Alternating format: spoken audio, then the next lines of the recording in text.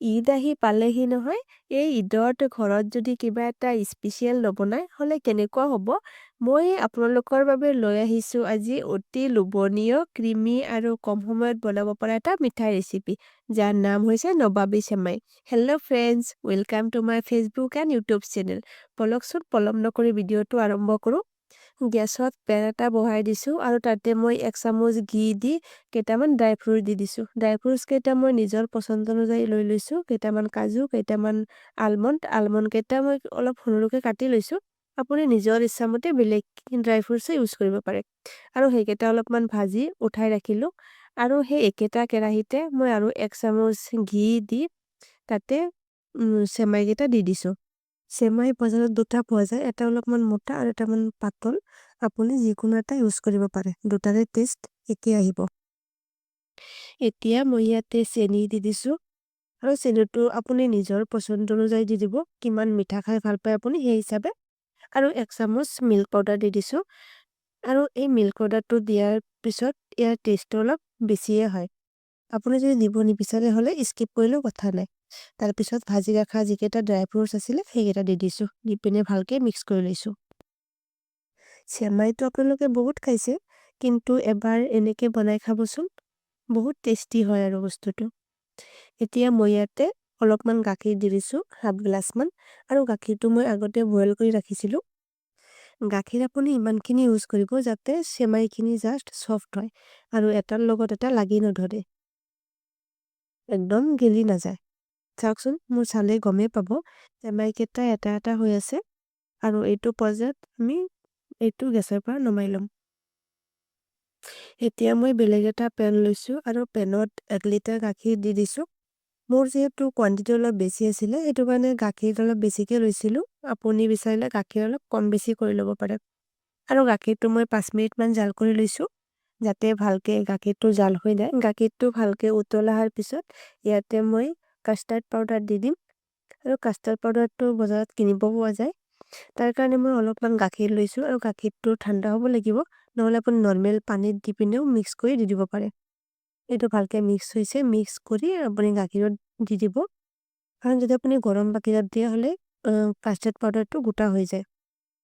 Custard পাউডাৰটো দিয়াৰ পিছত আপুনি কণ্টিনিউৱাছলি লৰাই থাকিব নহ'লে তলত লাগি থকাৰ চান্স থাকে আৰু এতিয়া মই অলপমান মিঠা হোৱাৰ কাৰণে কনডেন্স মিল্ক দি দিছোঁ আপুনি বিচাৰিলে চেনি ইউজ কৰিব পাৰে আৰু এই কনডেন্স মিল্কটো মই ঘৰতে বনোৱা হয় মই ফাৰ্ষ্ট টাইম কিনি আনিছিলোঁ তাৰপিছত নেক্সট টাইম বনাই পিনে মই সেইটো কণ্টেইনাৰতে ৰাখি থৈ দিছোঁ যদি আপোনাৰ ভিডিঅ'টো লাগে হ'লে মোক কমেণ্ট কৰিব আৰু ইয়াতে মই অলপমান টেষ্ট অনুযায়ী নিমখ দি দিছোঁ লগতে অলপমান এলাচিৰ গুড়া দি দিছোঁ ফ্লেভাৰৰ কাৰণে যদি আপুনি এলাচিৰ ফ্লেভাৰটো বেয়া পায় হ'লে স্কিপ কৰিব আৰু তাৰপিছত 2-3 মিনিটমান পিছত চাব আমাৰ মিশ্ৰণটো পুৰা ঘন হৈ আহিছে যেতিয়া ভাবিব অলপ অলপ ঘন হৈছে মানে চামুচৰ গাত লাগি ধৰিব কালাৰটো তেতিয়াই ভাবিব এইটো পাৰফেক্ট তেতিয়া আপুনি এইটো বস্তু নমাই ল'ব কাৰণ ঠাণ্ডা হোৱাৰ পিছত আৰু অলপমান ঘন হ'ব এতিয়া বলক বাকী প্ৰচেছখিনি কৰি লওঁ তাৰ কাৰণে মই ইয়াতে এটা কণ্টেইনাৰ লৈছোঁ আৰু তাতে চেৱাইখিনি দি দিছোঁ আৰু চেৱাইখিনি মই আধাখিনি ইউজ কৰিছোঁ ইয়াতে আৰু বাকীখিনি পিছলৈকে ইউজ কৰিম এতিয়া চেৱাইখিনি অলপমান হেঁচি এনেকৈ ছেট কৰি লৈছোঁ যাতে ভালকৈ বহি যায় এতিয়া ইয়াতে মই গাখীৰৰ মিশ্ৰণটো দি দিম আৰু মিশ্ৰণটো মই গোটেইখিনি নিদিওঁ আধাখিনি ইউজ কৰিম ইয়াতে আৰু আধাখিনি এই পিছত ইউজ কৰিম এইটো দি এতিয়া বাকী যিখিনি চেৱাই আছিলে এইখিনি আকৌ দি দিছোঁ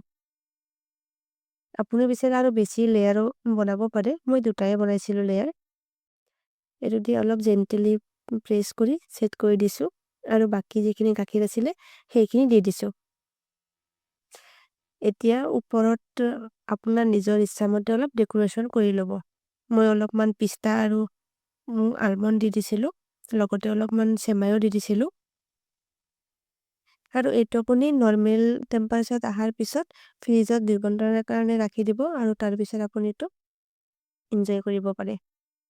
মোৰ আজিৰ ভিডিঅ'টো এইখিনিয়ে আছিলে যদি আপুনি মোৰ এই টেষ্টি আৰু ইজি ৰেচিপিটো ভাল পালে হ'লে মোৰ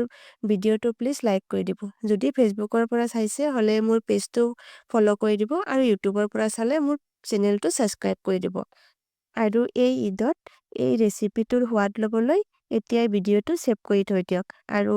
বেলেগৰ যাতে নিজৰ পৰিয়ালৰ লগত ইয়াৰ সোৱাদ ল'ব পাৰে তাৰ কাৰণে ভিডিঅ'টো শ্বেয়াৰ কৰি দিব। লগতে আপোনাক আৰু আপোনাৰ ফেমিলিৰ সকলোকে মোৰ ফালৰ পৰা আগতীয়াকৈ ঈদৰ শুভেচ্ছা জনালোঁ। ভালে থাকিব।